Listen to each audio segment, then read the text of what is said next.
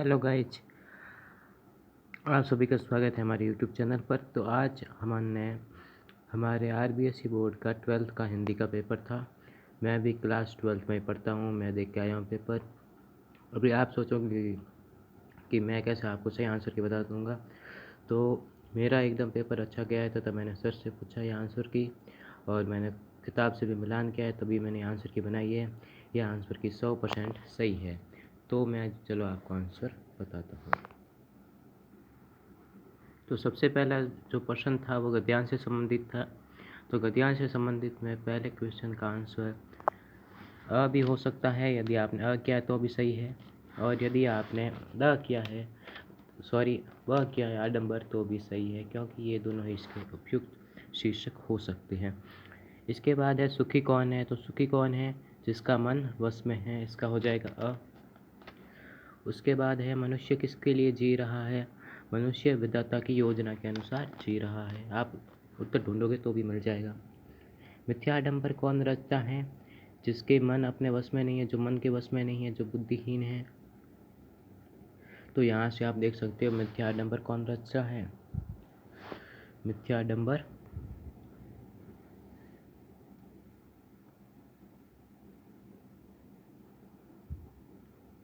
जिसका मन अपने वश में नहीं है, अर्थात उसका कौन सा ऑप्शन हो जाएगा? सेकंड ऑप्शन हो जाएगा, थर्ड ऑप्शन। उसका मन अपने वश में नहीं है। उसके बाद है अबोध कौन है। अबोध वह है जो समझता है कि वह दूसरों पर उपकार कर रहा है, इसका ऑप्शन ए हो जाएगा। इसके बाद है सुख और दुख क्या है। तो सुख और दुख क्या है भैया? सुख और दुख है मन के विकल्प, तो इसका हो जाएगा स। इसके बाद यदि हम बात करें दूसरा जो अपठित पैसेज था उसका, रोना और मचल जाना क्या याद दिलाता था। तो रोना और मचल जाना आनंद याद दिलाता था। ऊपर देख सकते हो आप, पहले लाइन में आंसर है आनंद। दूसरी, जयमाला किससे बनी होती है। तो जयमाला बनी होती है आंसुओं की, इसका हो जाएगा स। ठीक है। और सबके चेहरे क्यों चमक उठे। तो मुस्कान को देखकर उठे। इसके बाद इस पद्यांश का शीर्षक क्या हो सकता है। तो इसका शीर्षक होगा बचपन। ये बचपन के बारे में बता रहे हैं। दादा ने कवियत्री को क्या दिखलाया। तो दादा ने कवियत्री को क्या दिखाया? चंदा दिखाया। नैर नीत युद्ध का क्या अर्थ है। आंसू भरी आंखें, इसका कौन सा हो जाएगा? द। अब देखते हैं आगे। अब जो दूसरा जो प्रश्न है उसके पहले का आंसर हो जाएगा भाषा। इसका आंसर क्या हो जाएगा? भाषा।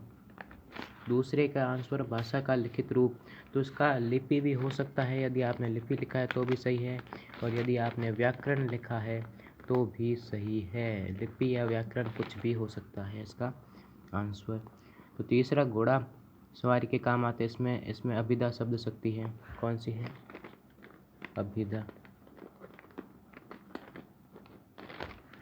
इसके बाद लक्षणों पर आधारित बोध कराने वाली शब्द शक्ति होती है लक्षणा। हो गई लक्षणा। उसके बाद चांद चंद्र की चंचल किरणें में च वर्ण की आवृत्ति के कारण अनुप्रास अलंकार है। कौन सा है? अनुप्रास।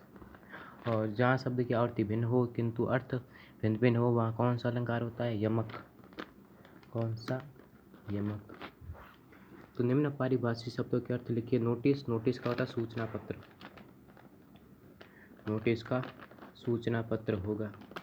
ठीक है। और यदि हम बात करें सर्कुलर की, तो इसका होगा वर्ताकार। इसके बाद शब्दकोश। तो शब्दकोश मतलब जिसमें ना शब्द के बारे में उसका अर्थ बताया जाता है, वही शब्दकोश होता है। इंटरनेट पत्रकारिता। तो इंटरनेट पर समाचार के बारे में बताना इंटरनेट पत्रकारिता कहलाता है। भक्तिन का वास्तविक नाम क्या था? लक्ष्मी। भक्तिन का वास्तविक नाम क्या था? लक्ष्मी। इसके बाद है यशोधर बाबू अपनी घरवाली के आधुनिक काम का आचरण करने पर क्या कहकर मजाक उड़ाते। तो यशोधर बाबू उसको बुढ़िया कहकर, यशंत की बुढ़िया कहकर मजाक उड़ाते थे। सिल्वर वेडिंग से कहानी से क्या आशय है। तो आशय है कि हमें नई परंपरा के अनुसार ढल जाना चाहिए। ठीक है। और कविता से लगाव के बाद लेखक को अकेले रहना क्यों अच्छा लगने लगा। क्योंकि लेखक को अकेले रहकर वो आसानी से कविता जोर जोर से गा सकता था। इस कारण कवि रघुवीर सहाय की कितनी दो रचना है। तो दो रचना हो गई कि लोग भूल गए हैं, और दूसरी हंसो हंसो जल्दी हंसो। महाभारती वर्मा का जन्म कहाँ हुआ? 1907 में हुआ था। और कब हुआ था? 1907 में हुआ और कहाँ हुआ था? उनका जन्म हुआ था फर्रुखाबाद में। और स्कूल में लेखक का ध्यान पढ़ाई में कब लगने लगा? जब उसकी बसंत पाटिल से दोस्ती तथा उनके मास्टर ने उसको मतलब प्यार किया या अपनेपन का व्यवहार किया तब। और मुद्रित माध्यम में लेखन के लिए क्या बात रखनी चाहिए, तो ये तो आपको पता ही होगा। पत्रकार लेखन, अध्यापक और छात्र के बीच गृह कार्य, तो ये एक पिक्चर था, ये आपको लिखना था। बात सीधी थी पर कविता की मूल संरचना क्या है? तो बात को तोड़ना मरोड़ना नहीं।